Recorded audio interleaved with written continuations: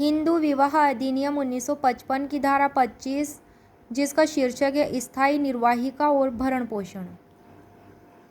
Permanent alimony and maintenance. इसमें 3 उपधाराएं दी गई। धारा 25 में उपधारा 1 में है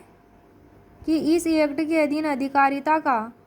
प्रयोग कर रहा कोई भी न्यायालय डिक्री पारित करने के समय या उसके पश्चात, या तो डिक्री पारित करने के समय या फिर डिक्री पारित करने के पश्चात किसी भी समय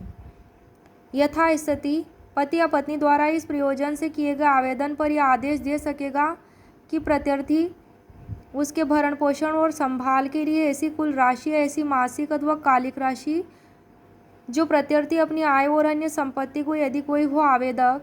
या आवेदिका की आय और अन्य संपत्ति को तथा पक्षकारों के आचरण और मामले की अन्य परिस्थितियों को देखते हुए कोर्ट को न्याय संगत प्रतीत हो, आवेदक या आवेदिका के जीवन काल से अनधिक अवधि के लिए संदत्त करें, और ऐसा कोई भी संदाय यदि करना आवश्यक हो तो अप्रत्यर्थित की स्थावर संपत्ति पर भार द्वारा प्रतिबूध किया जा सकेगा। किसकी स्थावर संपत्ति पर भार प्रतिबूध किया जा सकेगा? प्रत्यर्थी की। तो ये बात धारा 25 की उपधारा 1 में बताई गई है। उपधारा 2, यदि कोर्ट का समाधान हो जाए कि उसके उपधारा 1 के अधीन आदेश करने के पश्चात पक्षकारों में से किसी भी परिस्थितियों में तब्दीली हो गई हो उन पक्षकारों में, तो वह किसी भी पक्षकार की प्रेरणा पर ऐसी रीति से जो कोर्ट को न्याय संगत प्रतीत हो ऐसे किसी आदेश में फेरफार कर सकेगा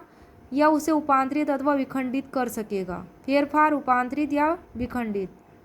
उपधारा 3 में है, यदि कोर्ट का समाधान हो जाए कि उस पक्षकार ने जिसके पक्ष में इस धारा के अधीन कोई आदेश किया है और पुनर्विवाह कर लिया है,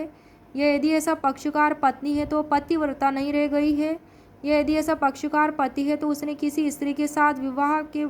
भावी मैथुन किया है, तो वह दूसरे पक्षकार की प्रेरणा पर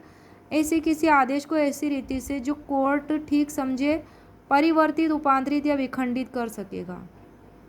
तो धारा 25 में 3 उपधाराएं बताई गई हैं।